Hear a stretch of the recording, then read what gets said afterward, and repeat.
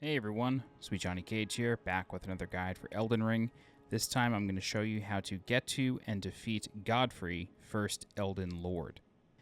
Just getting this out of the way, I don't know if this is actually Godfrey or if this is just a shade of Godfrey, like in Sekiro how you fought Corrupt Monk twice. I have no idea. I haven't gotten that far just to stave off that question.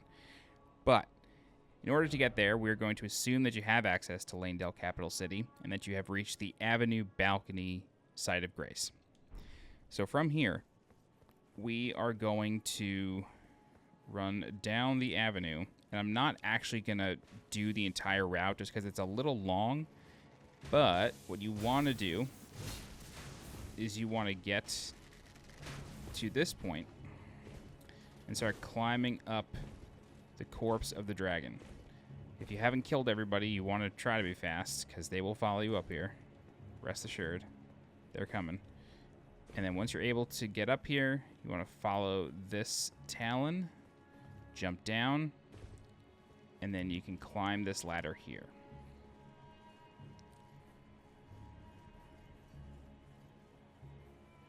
And then we're going to walk up these stairs. And then there is a Site of Grace right through this building. I'm going to ignore that knight. Oh, yep, that's what I get. There's a guy with a dirk in there. Okay, so just rest here. And that's basically part one. And then part two, I'm just going to show this from a distance. You want to climb along the tree roots over here. So I'll show you where to start and what direction to head in, because it is a bit of a trek. So we're going to climb up these tree roots, and then actually I think we could do it all in one shot here. Maybe. We'll see how it goes. I haven't actually tried to do this in one run. There's another route you can come from if you explore the building across the roots. So that's where I came from. If we don't die, we're going to be okay. Yeah, I think we're fine. Hopefully these guys don't have long-range attacks. Okay, so once you make it up here, this is the arena for the boss. So with that said, let's get into the boss strategy. Godfrey has some really big damaging attacks, but they are all pretty deliberate. Only a couple of them move very suddenly and can really catch you off guard. I've noticed that when starting the boss on repeat attempts, he will almost always start with a jump and an axe toss. He does this if you are too far away from him, and during this fight, even though the arena is gigantic, you really have no reason to be that far away from him, so you're probably not going to see that attack more than once, just in my experience. So that move there, the two-handed slam, that's really the quickest move of this fight. You don't really have any other attacks that move too quickly. I do notice that he borrows some moves from the Crucible Knights. I guess maybe he trained them. Most notably the stomps that cause earthquakes. So when you see him kick up his legs, a stomp is coming, and with that is an earthquake. If you get hit by the earthquake, you're almost guaranteed to take a big chunk of a follow-up hit, so just be ready for that. I don't recommend trying to roll out of that earthquake stun, because chances are you have such a long recovery time from it that you're better off just holding up your shield and blocking if you are using a shield. Even if you're just using a two-handed weapon, block anyway. You're going to get clipped in the roll, almost guaranteed. That said, I try it every single time, even though I know it's bad for me. But I'm just telling you now, just try to block instead of roll. This way you don't get clipped.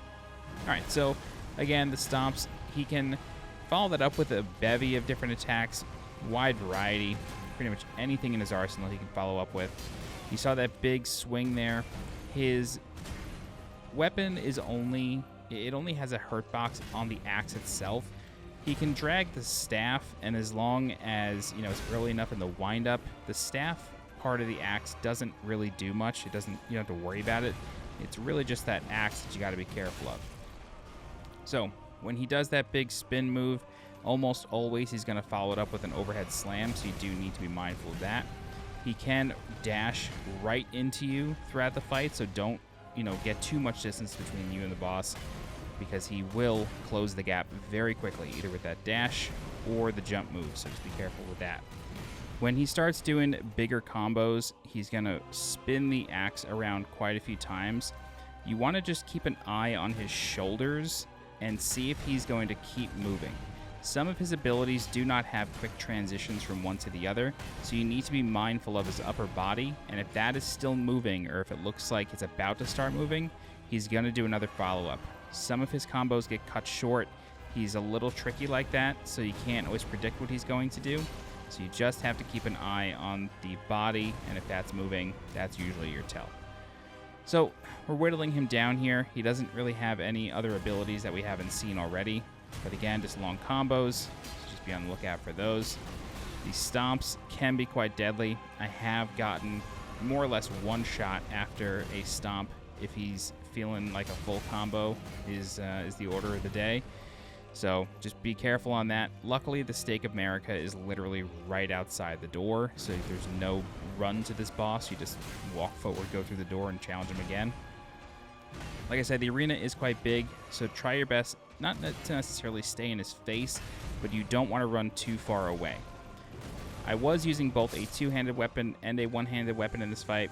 If you're using a two-handed weapon, don't go for long combos. Just get one hit in and bounce and then reset. That said, if you're using a long sword, you can go in for a few and you're quite fine. Here are my weapons. Primarily use the Lord's Sworn Straight Sword plus 22. And for your reward, you get a talisman pouch, which should probably be your fourth by now. Or your third pouch to allow you to equip a fourth talisman. This is the location on the map, and that's it. If you have any questions, please feel free to leave a comment. I'll do my best to help you out. If you're looking for more guides for Elden Ring, please subscribe to the channel so you get alerted when new guides go live. If you're interested in supporting the channel monetarily, please consider becoming a channel member by clicking the blue join button below this video. Don't forget to follow me on Twitter and join my Discord. The links for those are in the description below. As always, I'm SweetJohnnyCage. Thank you so much for watching, and I'll see you next time. Bye-bye.